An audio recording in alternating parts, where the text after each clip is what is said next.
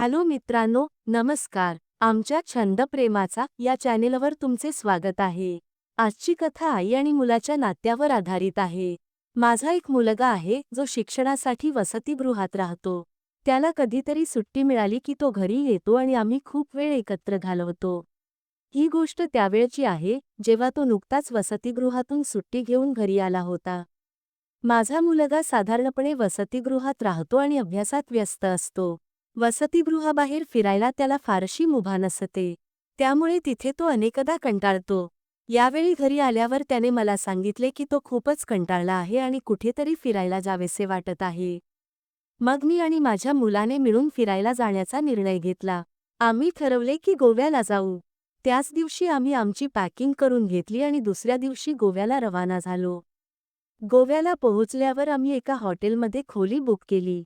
मात्र मला हे माहीत नव्हते की माझा मुलगा मला पत्नीप्रमाणे वागवायला सुरुवात करेल. तुम्ही समजू शकता की पुढे काय झाले असेल. चला, आता मी तुम्हाला या कथेची सविस्तर माहिती देते. माझं नाव नीलम आहे आणि माझं लग्न एका खूप मोठ्या श्रीमंत कुटुंबात झालं आहे. मी माझ्या पतीची दुसरी पत्नी आहे. त्यांच्या पहिल्या पत्नीने मुलाला जन्म दिल्यानंतर ती गेली होती. त्यामुळे माझ्या पतीने दुसरे लग्न केले. मी तुम्हाला सांगते की हा मुलगा माझा सावत्र मुलगा आहे.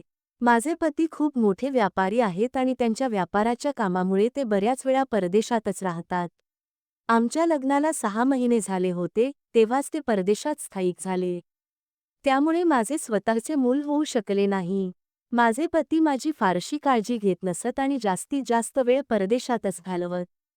यामुळे मी खूप एकाकी होऊन गेले होते. मी माझ्या सावत्र मुलाची पूर्णपणे एकटीनेच काळजी घेतली. त्याला चांगले शिक्षण दिले, संस्कार दिले आणि 5वी इयत्तेपर्यंत त्याला माझ्यासोबत ठेवून त्याच्या शिक्षणाची जबाबदारी सांभाळली. पण मग एके दिवशी माझे पती परदेशातून परत आले आणि त्यांनी मुलाला बोर्डिंग स्कूलमध्ये पाठवले. काही वर्षे तो बोर्डिंग स्कूलमध्येच शिकत राहिला आणि नंतर त्यांनी त्याला उच्च शिक्षणासाठी ऑस्ट्रेलियाला पाठवले. तिथे तो वसतिगृहात राहून अभ्यास करत होता. मुलगा आणि पती दोघेही दूर गेल्यानंतर मी पूर्णपणे एकटी पडले होते. माझे पती मला कधीही त्यांच्यासोबत परदेशात नेण्याची इच्छा दाखवत नसत आणि मी घरी अगदी एकटी राहत असे. या एकटेपणाने हळूहळू मला आतून पोखरायला सुरुवात केली. माझा मुलगा कधीकधी फोनवर माझ्याशी बोलायचा, पण माझे पती तर मला फोनही करत नसत. होते. ही विचारधारा माझ्या मनात घर करू लागली होती की कदाचित माझ्या पतींचे परदेशात कोणाशी तरी संबंध आहेत. पण मी ही गोष्ट कधीही माझ्या मुलाला सांगितली नाही. मी नाही चाहत होते की माझ्या मुलाच्या मनात त्याच्या वडिलांविषयी कोणताही नकारात्मक भाव निर्माण होऊ नये. माझा एकच उद्देश होता की माझा मुलगा कोणत्याही चिंता न करता आपले शिक्षण पूर्ण करून लवकरात लवकर घरी परत यावा. त्यामुळे मी फक्त चुपचाप सर्व काही सहन करत राहिले. वेळ निघून गेला आणि याचा परिणाम माझ्या आरोग्यावर होऊ लागला. माझी भूक पाणी कमी झाली आणि मी हळूहळू आजारी पडू लागले. माझ्या आजाराचे मुख्य कारण माझे एकटेपण होते. डॉक्टरांकडे गेल्यावर त्यांनी सांगितले की मला कोणाच्या सोबतीची गरज आहे, जो माझी काळजी घेऊ शकेल आणि मला आनंदी ठेवेल.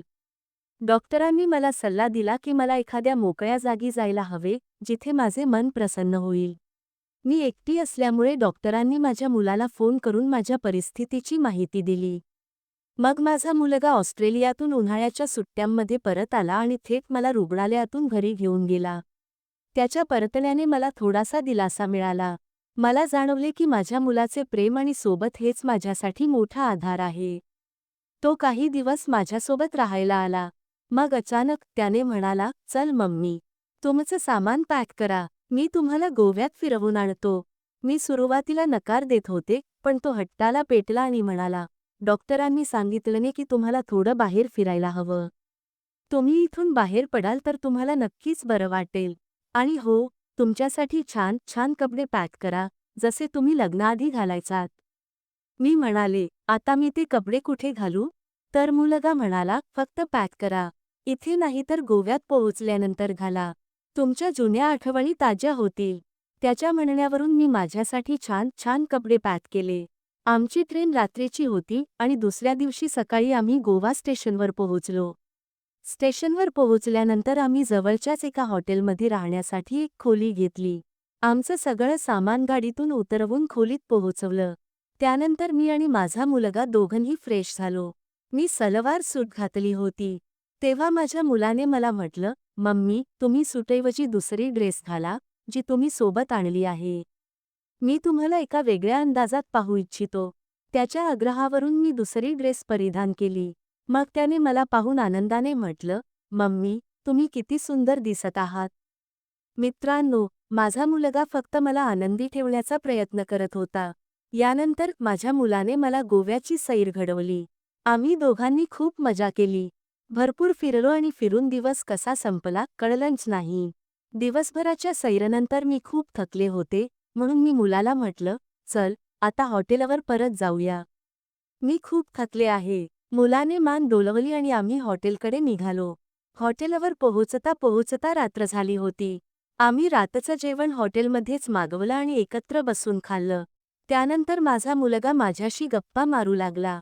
मी त्याला म्हटलं, "आता झोप येईल, झोपून घे." पण तो म्हणाला, "नाही मम्मी, आज मी पूर्ण रात्र तुमच्याशी गप्पा मारणार आहे. डॉक्टरांनी सांगितलं की तुम्हाला कधीही एकटं सोडू नका आणि तुम्हाला आनंदी ठेवा." थोड्या वेळाने त्याने माझ्याकडे बघून म्हटलं, "मम्मी, तुम्ही या ड्रेसमध्ये अगदी मॉडेलसारख्या दिसत आहात. आता तुम्ही अशीच ड्रेस परिधान करत जा. त्यातही पप्पा तुमच्यासोबत कुठे राहतात? त्यांना तर तुमची अजिबात काळजी नाही." थोड्या वेळाने त्याने अजून एक प्रश्न विचारला, "मम्मी, तुमचं लग्न होण्याआधी तुमचा कोणी बॉयफ्रेंड होता का?" मी हसत म्हणाले, "अरे, तू कसल्या गमतीशीर गोष्टी विचारतो आहेस?" पण तो हसत म्हणाला, "सांगा ना, मम्मी, प्लीज." मग मी त्याला सगळं सांगायला सुरुवात केली.